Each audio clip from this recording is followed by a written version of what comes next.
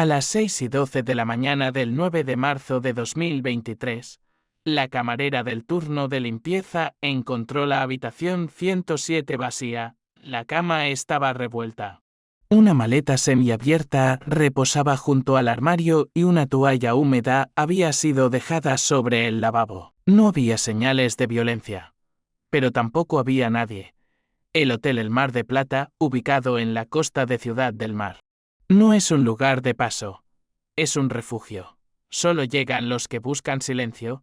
En ese silencio llegó Clara Jordán, 33 años. Diseñadora de interfaces, nacida en Valencia, pero residente en Sevilla, desde hacía años. Con ella venía Joaquín Barrena, 59 años, jubilado de la Guardia Civil. Condecorado por su servicio en la Unidad de Protección Ciudadana, un hombre que había vivido más de 3 décadas bajo códigos, jerarquías y una estricta lealtad institucional desde el momento de su llegada. Algo llamó la atención del personal. Ella parecía fascinada con los detalles más pequeños, fotografiaba con su móvil la corteza de los árboles, anotaba en una libreta digital texturas y colores, se detenía a tocar las piedras del jardín como si esperara a que le hablasen. Él, en cambio, mantenía el porte recto, los hombros tensos y los ojos siempre en dirección al horizonte. Parecía medir cada paso, educado. Pero distante, la pareja había reservado uno de los bungalows más apartados, frente a una pequeña laguna de aguas tranquilas. Era un espacio íntimo, ideal para desconectar. Aquella noche, 8 de marzo, se celebraba en el bar del hotel una velada sencilla por el Día Internacional de la Mujer. Mojitos, luces cálidas, música suave. Clara se integró rápido. Bailó con una pareja mayor que le enseñaba pasos de swing. Joaquín se mantuvo cerca del bar. Sonreía, pero sin calidez. A las 11, regresaron al bungalow. Ella se descalzó en la entrada. Él se encerró unos minutos en el baño. A la mañana siguiente, no bajaron al desayuno. La camarera, que tocó a la puerta del 107, esperó más de lo habitual. Al entrar con su llave maestra, encontró aquel extraño orden desordenado. Todo estaba en su sitio, y sin embargo, todo parecía fuera de lugar. La ventana entreabierta dejaba entrar el aire húmedo del mar. El suelo aún conservaba arena seca en las esquinas. Clara no estaba. Joaquín tampoco. Los registros de entrada no mostraban movimiento fuera de lo común. Las cámaras de seguridad tampoco. Pero una empleada de recepción, Marta Iglesias, 42 años. Notó algo que no se puede registrar en un informe. La sensación de que alguien había salido del lugar sin querer ser visto. Horas después, Clara envió un mensaje de voz a su amiga Robin. No fue alarmante, pero sí inquietante. Usó palabras suaves, casi susurros. Dijo que Joaquín estaba distinto, que no sabía si quería quedarse a huir. El tono no era de miedo, era de desconcierto. Aquella misma tarde, las cámaras del hotel captaron a Joaquín saliendo solo del complejo. No llevaba móvil, ni mochila. Regresó 2 horas más tarde. Dijo que había ido a caminar. Clara no respondió. Esa noche, una huésped del bungalow contiguo anotó en recepción que escuchó una discusión. No gritos, no golpes. Solo frases entrecortadas, una puerta cerrándose de golpe. Luego, silencio. El recepcionista lo anotó, pero no avisó a seguridad. Una de las grandes lecciones de este inicio de historia tiene que ver con el silencio. No siempre hay señales visibles, a veces. Lo que cambia es una mirada, un gesto, un ritmo, y muchas veces esos cambios se pasan por alto. Joaquín no era un hombre impulsivo. Su historia profesional lo definía: control, disciplina, autocensura emocional. Había servido en zonas de conflicto, mediado en situaciones de alta tensión. Era, en apariencia, el tipo de hombre que no pierde el control. Pero también era alguien que nunca aprendió a gestionar el desacuerdo en el ámbito íntimo. Clara, por su parte, venía de un mundo completamente distinto. Creativa, libre, introspectiva. No era ingenua, pero tampoco estaba acostumbrada a leer los códigos de alguien que había pasado media vida reprimiendo sus emociones. En esa diferencia de lenguajes empezó a gestarse el vacío, uno que aún no se manifestaba en palabras, pero que ya se sentía en el aire. Cuando esa mañana se confirmó que tampoco regresarían al almuerzo, la camarera del hotel volvió a tocar la puerta. Nadie respondió. Marta, desde recepción, hizo una anotación más detallada. No porque sospechara un delito, sino porque algo no cuadraba. Lo intentaba a veces.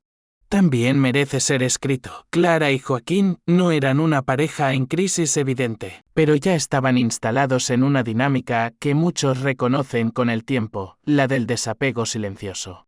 La de una presencia que deja de ser compañía y se convierte en vigilancia, y así termina la primera parte de esta historia. Una habitación vacía, una toalla húmeda y el inicio de una secuencia que nadie supo detener a tiempo.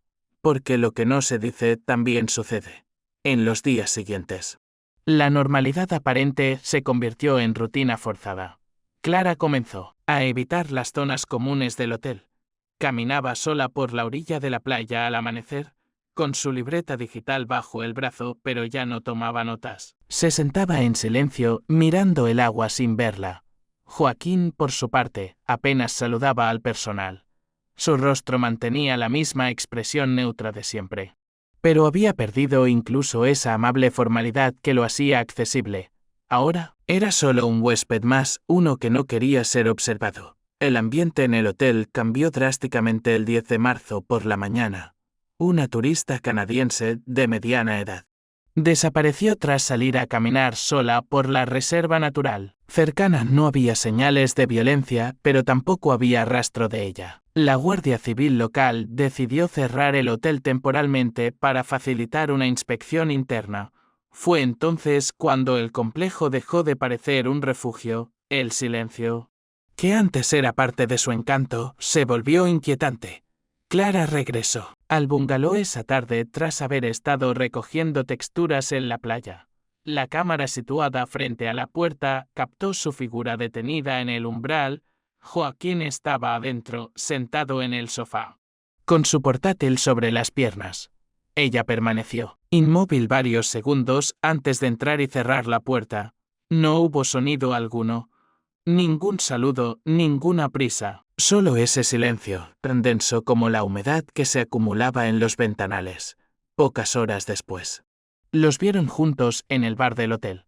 Pero algo había cambiado. Ya no se tomaban de la mano, ni se miraban. Joaquín pidió 2 vasos de whisky doble y los bebió en pocos minutos, sin ofrecerle uno a Clara. Ella se sentó junto a él sin tocar su copa. Parecían 2 desconocidos compartiendo una mesa. Una escena que muchos han vivido sin comprenderla del todo. 2 personas que alguna vez se quisieron, ahora incapaces de reconocerse.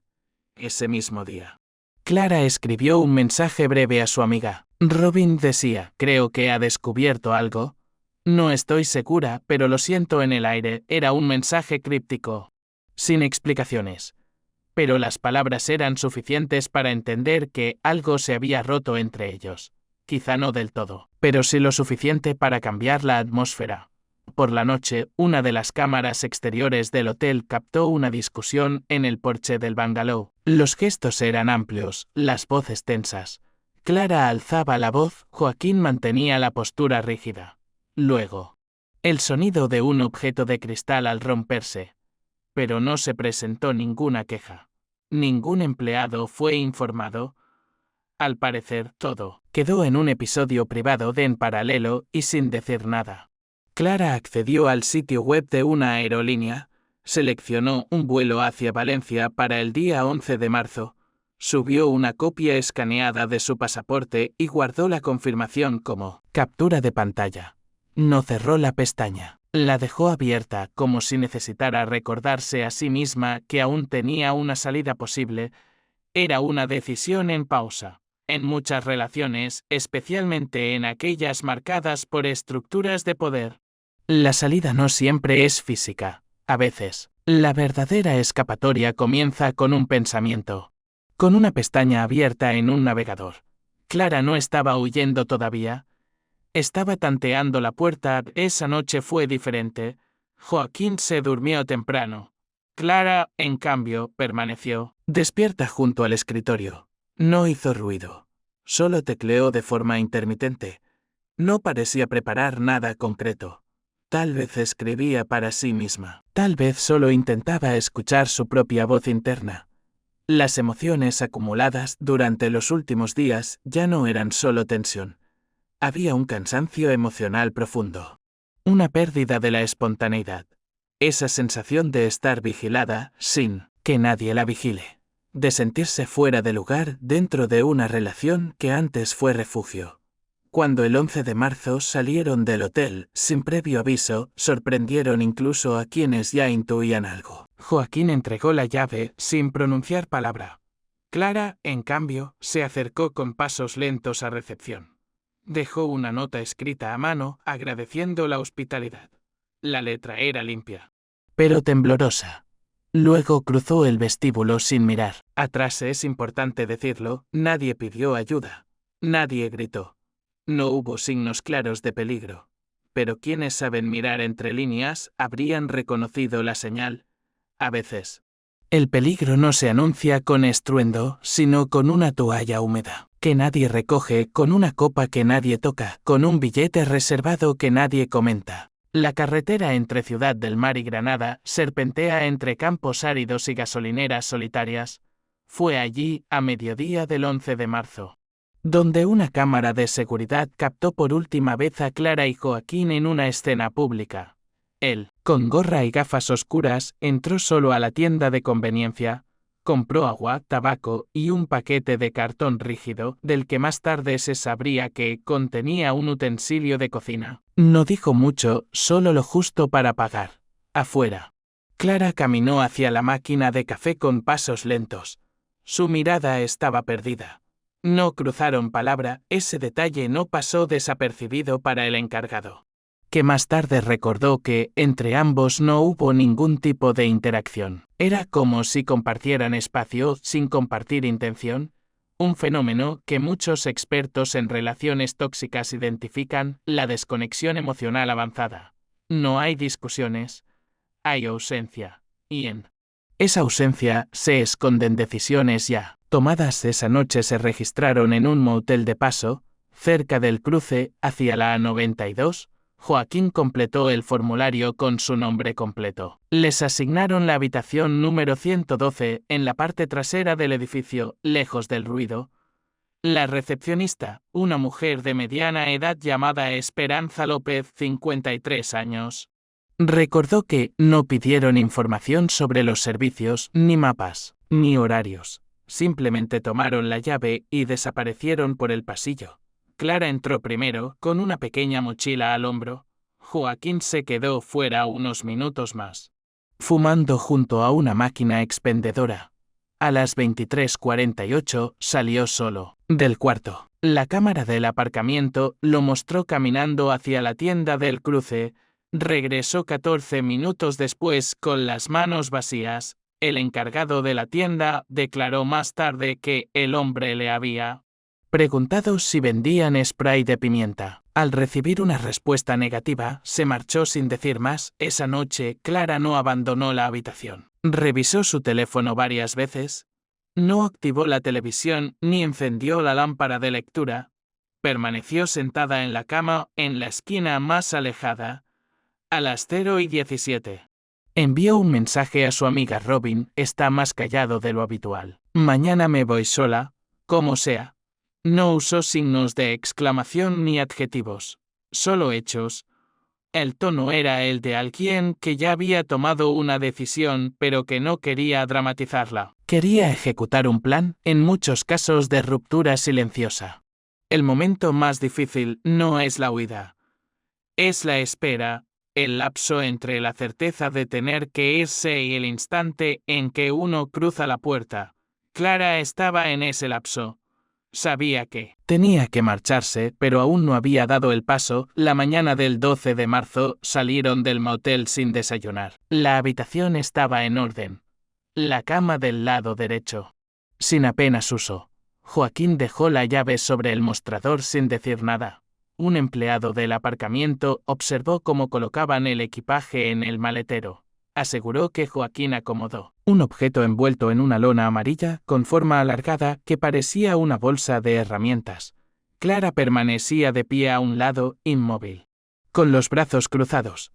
Tomaron la carretera hacia Málaga en silencio. No había música en el coche. Tampoco conversación. Joaquín no mostró señales de tensión. Clara tampoco. Pero no era calma. Era contención. A las 20:19, el vehículo se detuvo frente a la vivienda de Joaquín en las afueras de Málaga.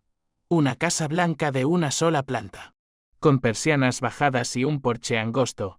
Los vecinos asumieron que se trataba de un regreso anticipado. Algunos se asomaron discretamente. No hubo saludos, ni sonrisas, ni abrazos. Solo dos figuras cruzando el umbral sin hablarse. Clara se instaló en la habitación de invitados, al fondo del pasillo. No hubo conversación al respecto. No hicieron repartos. Fue un acuerdo tácito. Joaquín subió al dormitorio principal. Ella dejó su mochila sobre una silla y se sentó en la cama con la chaqueta aún puesta. Durante las siguientes 48 horas, la casa se convirtió en un espacio contenido. No se encendió la televisión. La radio permanecía apagada. La cocina se usaba lo justo. El frigorífico tenía lo mínimo. Las luces se apagaban temprano. Nadie llamaba, nadie visitaba. Clara pasaba las tardes en la terraza trasera, mirando las sombras de la valla. Revisaba su móvil. Pero no escribía. Joaquín salía al amanecer y volvía al anochecer. No daba explicaciones. Tampoco ofrecía gestos de incomodidad. Cruzaba el pasillo sin mirar, como si la convivencia se hubiera vuelto una coreografía silenciosa, milimétrica, asfixiante. La noche del 13 de marzo. Clara escribió un mensaje breve a Robin. Decía: no grita, no acusa, solo camina cerca como si no existiera. No era miedo directo. Era un miedo latente, como si temiera menos a la violencia que a la posibilidad de no ser vista nunca más. A la mañana siguiente, Clara decidió ordenar el trastero contiguo al garaje. Lo hizo sin prisa, con movimientos mecánicos, como si necesitara ocupar sus manos para silenciar los pensamientos. Allí encontró cajas con herramientas, latas de pintura seca y una vieja estantería de madera, en una esquina cubierta por una manta polvorienta. Había una caja de madera con herrajes oxidados. La abrió. Dentro, envuelto en una toalla gruesa, reposaba un cuchillo de cocina grande de hoja ancha, con el mengo deteriorado por el tiempo. No lo tocó directamente. Le tomó una fotografía con el móvil y se la envió a Robin. No escribió explicación. Cerró la caja y la volvió a colocar en su sitio. Esa tarde, Joaquín regresó con una bolsa de papel que contenía comida para llevar, pasta y una botella de refresco. Al entrar, dijo en voz alta que había traído cena. No miró a Clara. Ella apareció minutos después y se sentaron frente a frente. No hablaron. Según una vecina, Esther Paredes, 68 años, viuda y con vista directa a su comedor. La escena desde la ventana parecía un ensayo de normalidad. Clara sostenía el tenedor con rigidez. Joaquín comía con lentitud. No había tensión explícita, pero tampoco cercanía. Parecían cumplir con un guión que ninguno recordaba haber escrito. Cuando terminaron, Clara se levantó antes que él y se dirigió hacia la puerta trasera. Allí, una cámara de seguridad instalada en la entrada captó algo casi imperceptible. Clara se detuvo con la mano en la manilla. No abrió. Permaneció allí, inmóvil, durante varios segundos. Su cuerpo no temblaba, pero su respiración era agitada, como si escuchara algo que no se oía. Finalmente, entró en la casa y cerró sin ruido.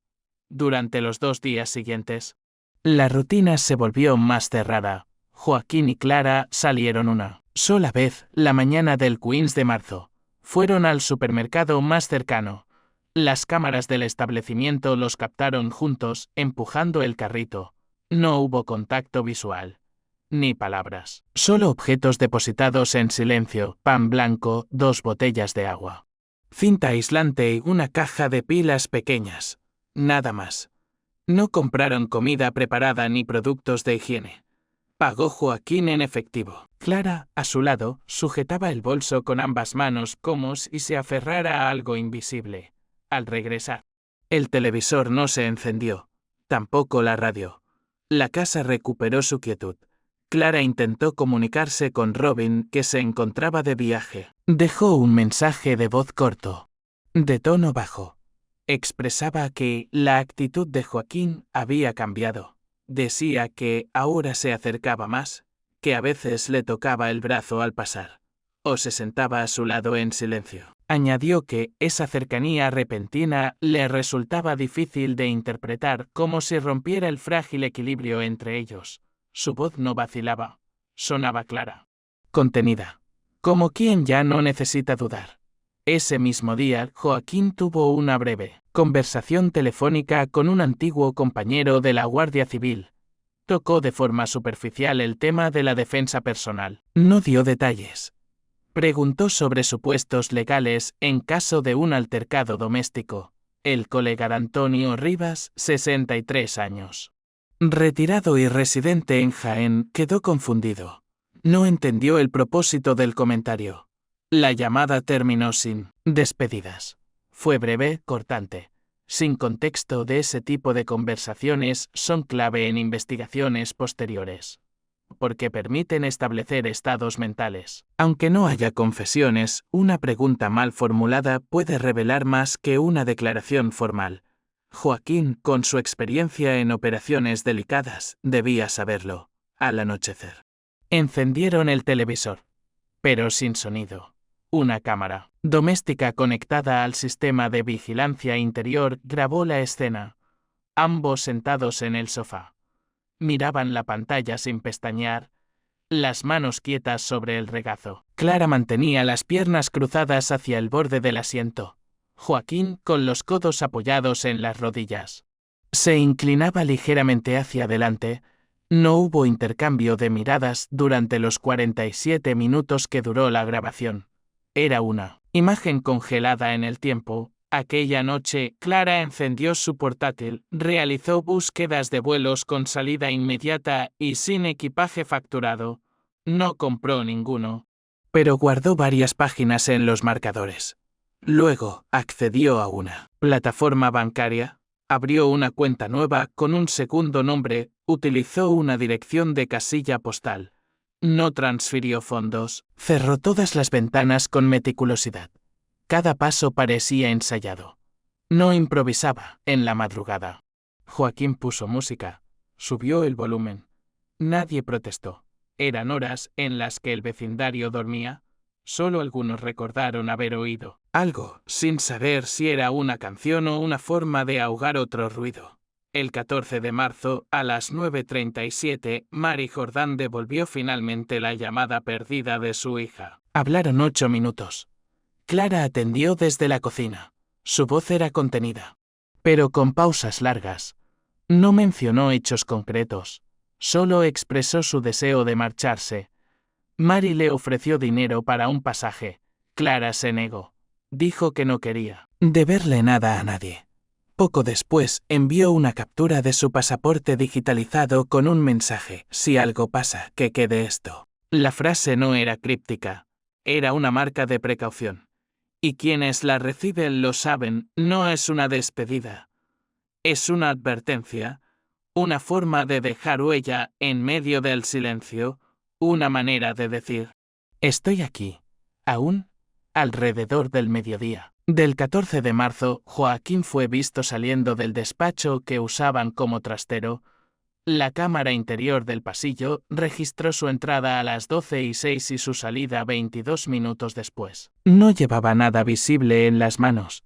Sin embargo, más tarde se confirmaría que había desaparecido una memoria USB previamente conectada al portátil de Clara. En su interior había fotografías personales, anotaciones de proyectos y archivos etiquetados con iniciales. Joaquín no hizo mención de ello. Tampoco ella preguntó. Esa tarde, el ambiente en la casa fue más denso que de costumbre. No se escucharon pasos. No hubo ruido de platos ni sonidos de teclas. Clara permaneció en su habitación. Joaquín En la cocina. Cada uno por separado, en el mismo espacio. El tipo de convivencia que no deja huella física, pero desgasta cada rincón emocional. A las 18:33. Joaquín reapareció con una caja de pizza y una botella de vino tinto. Iba duchado, con ropa limpia y el cabello aún húmedo. Al verla, le ofreció la cena. Clara aceptó sentarse, pero rechazó el vino con un gesto apenas visible. La cámara del salón grabó el momento. Él sirvió 2 copas. Clara tomó la suya, fingió un sorbo y luego la dejó a un lado. Parcialmente oculta detrás de una maceta. No hubo palabras. Los movimientos eran pausados, contenidos. La distancia entre ambos se mantuvo. Ella evitaba el contacto visual, él tampoco lo buscaba. Era como si cada uno estuviera ensayando su propio desenlace. A las 19:12, Clara subió al baño con el teléfono en la mano. Desde allí, escribió un mensaje a Robin: no puedo más. Si mañana no me voy, algo va a pasar, era el mensaje. Más directo desde que habían salido del hotel. Robin, que aún se encontraba de viaje, leyó el texto pocos minutos después. En ese instante, sin dudar, comenzó a buscar vuelos cercanos. En paralelo, Mary compró un billete para el día siguiente, desde el aeropuerto Regional más cercano a Málaga. No lo comunicó directamente a su hija, pero envió la confirmación al correo que Clara usaba habitualmente esa noche. Clara no durmió en la habitación de invitados. Prefirió quedarse en el sofá. Joaquín permaneció despierto hasta tarde. La cámara del pasillo lo mostró sentado frente a la puerta del cuarto de Clara durante más de 1 hora. No llevaba libro ni móvil. Estaba inclinado hacia adelante con los codos sobre las rodillas, mirando fijamente al interior. La luz del pasillo se mantuvo encendida hasta las 0:24.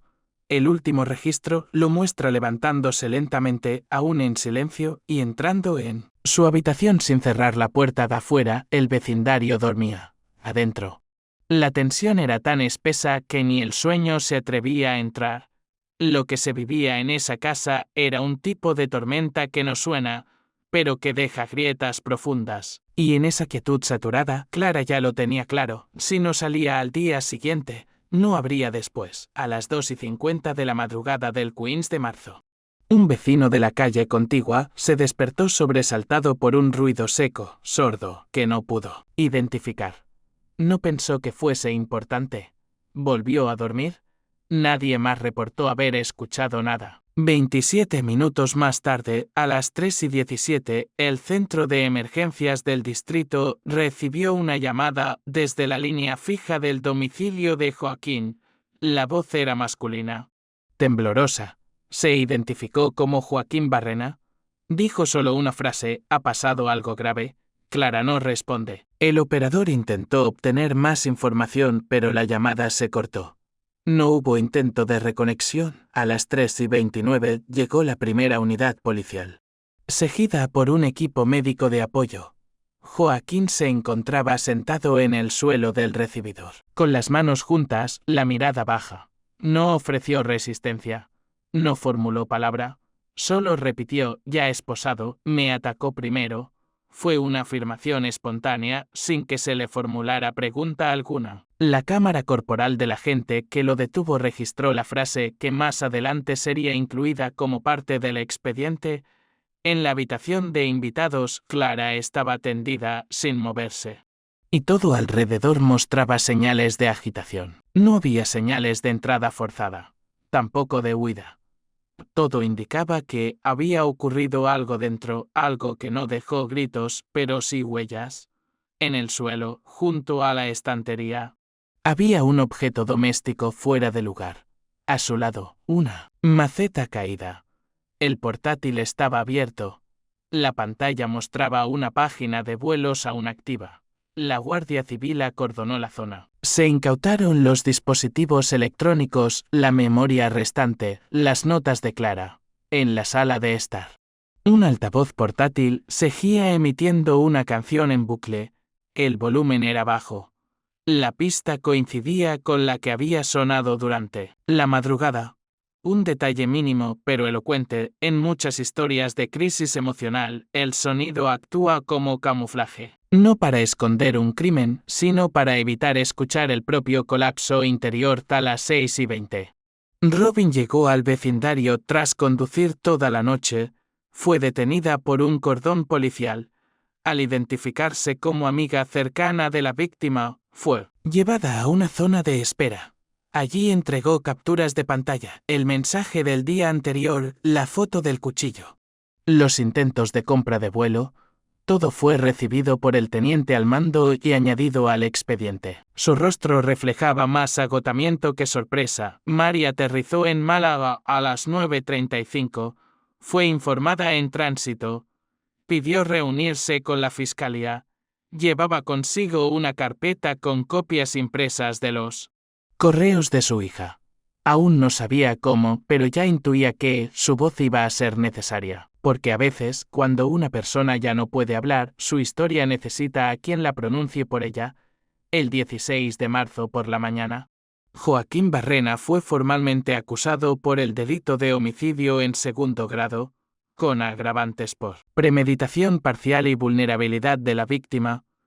La acusación fue presentada ante el Juzgado de Instrucción de Málaga. La fiscal a cargo del caso, Dolores Rivas, 51 años, experta en delitos contra la integridad personal, expuso en rueda de prensa que los indicios reunidos hasta el momento revelaban un patrón de comportamiento deliberado, progresivo y silencioso, incompatible con una reacción impulsiva. Joaquín fue trasladado a la unidad de detención preventiva, donde quedó en observación médica. Su abogado, Mateo Ferrer, 63 años, con experiencia en causas sensibles de la Guardia Civil, solicitó una evaluación psiquiátrica independiente. Afirmó que su cliente no negaba los hechos, pero alegaba haber actuado bajo una fuerte alteración emocional causada por una revelación inesperada durante el viaje. Ferrer insistía en que no se trataba de odio ni venganza, sino de un colapso interno provocado por la incapacidad de procesar una diferencia. No especificó cuál. La defensa pidió cautela.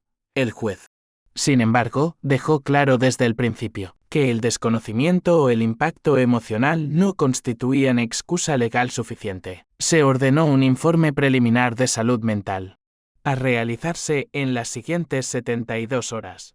El proceso fue clasificado de urgencia especial por la sensibilidad pública del caso. La noticia ya circulaba por medios locales y comenzaba a escalar a portales nacionales. En paralelo, la familia de Clara optó por el silencio mediático. No hubo declaraciones públicas en los primeros días. Solo se permitió que Robin entregara una carta abierta al equipo forense, en la que relataba brevemente la secuencia de hechos, los mensajes previos y la preocupación creciente por la seguridad de su amiga. En esa carta no había dramatismo, solo hechos, fechas, capturas. El tono era sobrio. Robin tenía claro que el valor del testimonio estaba en su precisión, no en la emoción. El 18 de marzo, el cuerpo de Clara fue trasladado a Valencia, su ciudad natal. El funeral se realizó en una ceremonia privada a la que asistieron familiares, amigos y representantes de organizaciones civiles. No se permitió acceso a la prensa. La urna con sus cenizas fue depositada en un pequeño jardín interior, entre flores secas y piedras pintadas a mano. Mary dejó una nota dentro del nicho. No quiso decir qué decía, solo mencionó que eran palabras que nunca se atrevió a decir en vida. El impacto social del caso comenzó a manifestarse con fuerza el 19 de marzo, en redes sociales. El hashtag Justicia para Clara se convirtió en tendencia. Lo impulsaron colectivos, feministas, asociaciones de víctimas de violencia relacional y grupos de jóvenes diseñadores que conocían su trabajo. En menos de 24 horas, más de 50.000 personas compartieron su nombre, muchos de ellos con relatos similares, no de crímenes, sino de señales, de esas señales que no son visibles, pero que advierten, de silencios densos, de frases interrumpidas, de puertas cerradas sin ruido, La revista cultural Diagonal publicó un reportaje titulado Clara Jordán, cuando la alerta es interna. En él se relataba su carrera como diseñadora de entornos digitales y su compromiso con proyectos vinculados a la identidad personal. El artículo incluía extractos de sus notas, bocetos rescatados de su portátil y frases recogidas de su perfil profesional. Una de ellas fue muy compartida: no quiero desaparecer para que me crean. Quiero quedarme y ser escuchada. El eco del caso también alcanzó espacios académicos. En la Universidad de Sevilla, donde Clara había dado conferencias como invitada, se convocó una jornada de reflexión sobre los límites invisibles en las relaciones íntimas. El aula magna se llenó. Participaron profesores de psicología, derecho y sociología. En sus exposiciones se abordaron temas como la negligencia institucional, la dificultad de reconocer violencias no explícitas y el vacío legal en situaciones donde el control emocional se enmascara como rutina doméstica. La fiscal Rivas, consultada por los medios, evitó calificar el caso como un feminicidio convencional. Señaló que lo relevante era entender que la violencia no siempre llega en forma de golpe. A veces llega como control del espacio, de los tiempos, del lenguaje. Subrayó que Joaquín no tenía antecedentes ni denuncias previas, pero sí había un rastro de decisiones acumuladas, omisiones, gestos, preparaciones, todas registradas. El 22 de marzo. Se hizo pública la decisión del juez de mantener la prisión preventiva sin posibilidad de fianza. El informe forense preliminar descartó incapacidad mental. Se concluyó que Joaquín tenía plena capacidad para comprender sus actos, aunque presentaba dificultades emocionales crónicas vinculadas a represión afectiva. El tribunal consideró que existía riesgo procesal y reiteración si quedaba en libertad. Mari Jordán, al salir del juzgado, dijo solo una frase a los periodistas: mi hija no mentía, solo pedía espacio para ser. Luego subió al coche. No respondió más preguntas. En los días posteriores, comenzaron a llegar mensajes desde otros países. Algunas personas preguntaban si la historia era real. Otros compartían sus propias experiencias. La cuenta conmemorativa creada por Robin se llenó de mensajes. No buscaban culpables, buscaban comprensión. Esa fue quizás la mayor lección hasta el momento: que la verdadera herida no era solo la pérdida, sino el hecho de que muchas personas sabían exactamente a qué se parecía esa misma sombra. El juicio contra Joaquín Barrena comenzó el 12 de junio en la Audiencia Provincial de Málaga. Desde el primer día, la sala estuvo llena. Había familiares, activistas, estudiantes de derecho, periodistas y ciudadanos que habían seguido el caso desde su aparición en los medios. El juez encargado, Ernesto Salvatierra, 64 años, conocido por su tono firme y su método sobrio, pidió a todos los presentes que no aplaudieran, no reaccionaran y no interrumpieran. Esto no es un espectáculo, dijo antes de iniciar. La fiscal Dolores Rivas presentó la acusación sin dramatismos. Se centró en los hechos, cronológicamente, desde la llegada a Ciudad del Mar hasta la madrugada del 15 de marzo. Utilizó los registros de cámaras, los mensajes enviados por Clara, la compra del billete, la fotografía del cuchillo, el historial de búsquedas y, sobre todo, el comportamiento documentado durante los días previos. Subrayó la ausencia de señales físicas de conflicto hasta el último momento y cómo eso reforzaba la hipótesis de un proceso de control progresivo, emocionalmente sostenido, en su argumentación. Rivas evitó términos que pudieran polarizar el caso. No habló de odio ni de identidad. Habló de responsabilidad individual, de omisiones conscientes, de oportunidades perdidas para detener una escalada silenciosa. Dijo una frase que quedó en muchas libretas: no se trata de lo que no se dijo, se trata de todo lo que sí se hizo sin decirlo. Por su parte, la defensa, dirigida por Mateo Ferrer, mantuvo una línea coherente con la etapa de instrucción. Admitieron el hecho pero lo encuadraron como una reacción emocional extrema ante una situación inesperada. Sostuvieron que Joaquín se vio desbordado por una información que, según la defensa, alteró profundamente su percepción de la relación.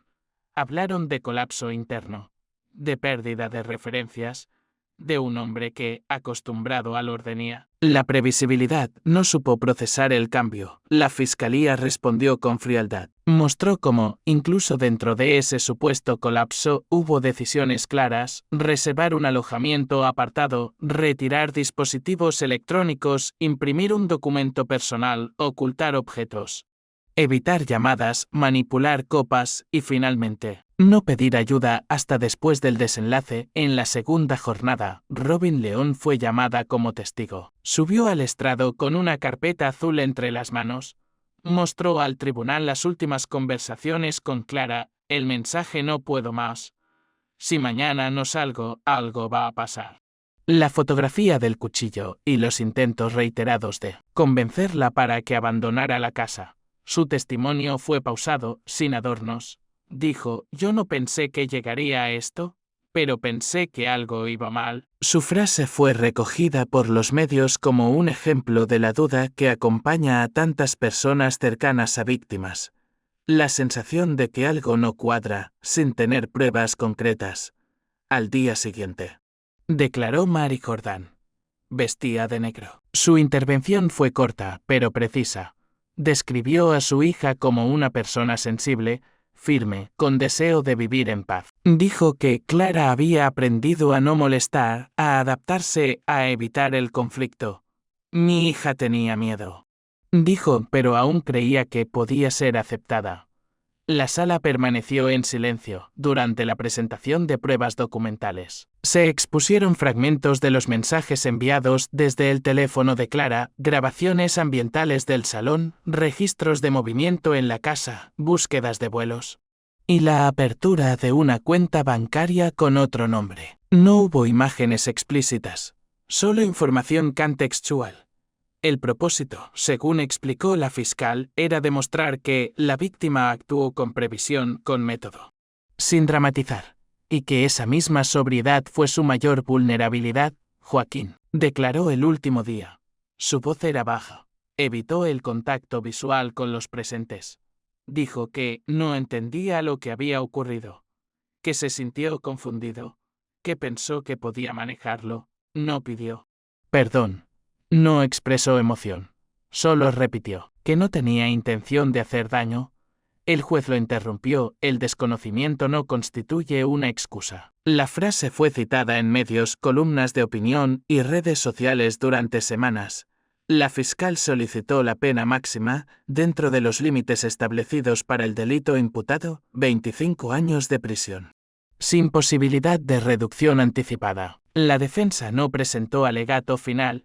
Ferrer solo pidió que se reconociera la trayectoria profesional de su cliente y su colaboración durante el proceso, pero no negó los hechos. El jurado, compuesto por 9 personas, se retiró a deliberar. Pasaron 9 horas. Regresaron con un veredicto unánime: culpable de homicidio en segundo grado, con agravantes por premeditación parcial y vulnerabilidad de la víctima. Joaquín no reaccionó.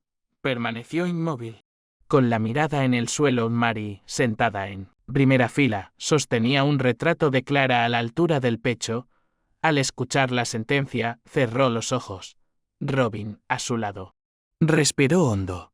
No hablaron, no hicieron gestos. Solo permanecieron sentadas, mano con mano, mientras Joaquín era retirado de la sala por 2 agentes. Afuera, en la escalinata del tribunal, esperaban decenas de personas. Algunas con flores, otras con pancartas que decían: no era silencio, era miedo. Nadie celebró, nadie gritó. El ambiente era de recogimiento, como si el cierre judicial no fuera una victoria, sino el final de una herida abierta, una que nadie supo atender a tiempo. Tras el cierre del juicio, el nombre de Clara Jordan dejó de ser solamente el de una víctima. Se convirtió en una referencia. En universidades, de diseño, su trabajo comenzó a estudiarse como ejemplo de cómo la identidad puede filtrarse en lo visual, en lo sensible, en lo cotidiano. La escuela donde estudió declaró el 15 de marzo como jornada interna de reflexión. Crearon una beca con su nombre para proyectos sobre representación y expresión personal. No lo hicieron por pena. Lo hicieron porque sus ideas hablaban incluso donde ella ya no podía hacerlo. En paralelo, una organización de derechos civiles anunció la creación del Fondo Clara Jordan. Su objetivo, ayudar a jóvenes que atravesaban situaciones de control doméstico no físico. Casos sin gritos, sin denuncias, sin marcas. Casos invisibles. Como el suyo. Robin León fue nombrada coordinadora. Comenzó con 3 voluntarios, hoy son más de 100. Acompañan, escuchan, registran. No diagnostican. No juzgan, solo están. Y muchas veces, ¿eso basta? El 21 de julio. El Congreso Autonómico de Andalucía votó a favor de revisar el protocolo de intervención en denuncias emocionales, sin indicios físicos. Se introdujo una cláusula nueva si una persona envía una notificación preventiva, una foto, una reserva de vuelo, una frase como si pasa algo, que quede constancia. Debe ser registrada como alerta formal, no como observación subjetiva. El nombre de Clara fue mencionado 5 veces durante el debate parlamentario, sin necesidad de etiquetas, solo por lo que su historia había mostrado que el peligro puede ser ordenado. Educado y sin ruido. Un mes después, la casa donde vivieron, en Málaga, fue puesta en venta. Ningún vecino objetó, pero algunos confesaron, en entrevistas posteriores, que aún bajaban la voz al pasar frente a ella. Una inmobiliaria del barrio asumió la gestión. Durante la limpieza inicial, los trabajadores encontraron una libreta en el fondo de un cajón. Detrás de una carpeta de facturas, era de tapas blandas. Con dibujos a lápiz. No había nombre en la portada. Solo líneas, bocetos y frases sueltas. Entre ellas, una, escrita en la última página, destacaba: todo lo que nunca pude decir ya está aquí. Y si lo estás leyendo, es porque no desaparecí del todo. La libreta fue entregada a Robin, quien la guardó sin publicarla. Dijo que Clara nunca escribió para ser leída, sino para no olvidarse de sí misma. Esa frase, la última, fue añadida, con su permiso, a la placa instalada en el parque, donde se colocó un banco en su memoria. Está bajo un olivo antiguo, junto a un sendero poco transitado. Algunas tardes, según cuentan vecinos, hay quien se sienta allí en silencio. No siempre dejan flores, a veces dejan notas, frases, dibujos, pequeños recordatorios de que alguien fue vista, que alguien importó. En marzo del año siguiente, se inauguró una exposición virtual titulada La voz interior. Incluía piezas gráficas de Clara, algunas inacabadas, otras ya conocidas. Pero lo que más llamó la atención fue un audio incluido casi al final. Eran 3 segundos rescatados de una nota de voz. Su voz decía: no soy ruido, soy presencia. Aunque no se note, el fragmento fue compartido miles de veces. Y esa fue, tal vez, la verdadera sorpresa para quienes no la conocieron, que alguien tan callada, tan invisible para muchos, acabara dejando una huella tan luminosa. En muchas historias, la justicia es el final. En la de Clara fue apenas el comienzo de algo distinto, no de memoria pasiva, sino de acción presente.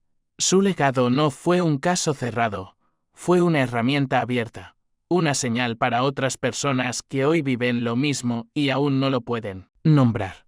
Porque a veces lo más poderoso no es gritar, es persistir. Y eso lo logró alguien que ya no está, pero que, de algún modo, nunca se fue.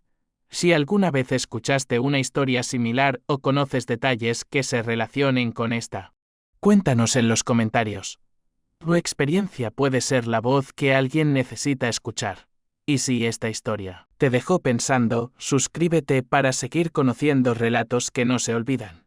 Aquí contamos lo que otros aún no saben cómo contar. This is an artistic and fictional creation intended for both entertainment and educational purposes. Any resemblance to actual people or events is purely coincidental. Some scenes and dialogues in the video are part of a dramatized performance and incorporate elements of grotesque, satire, and exaggeration. The creator stands against discrimination, violence, and hatred. This channel fully complies with YouTube's policies and does not infringe upon copyright laws.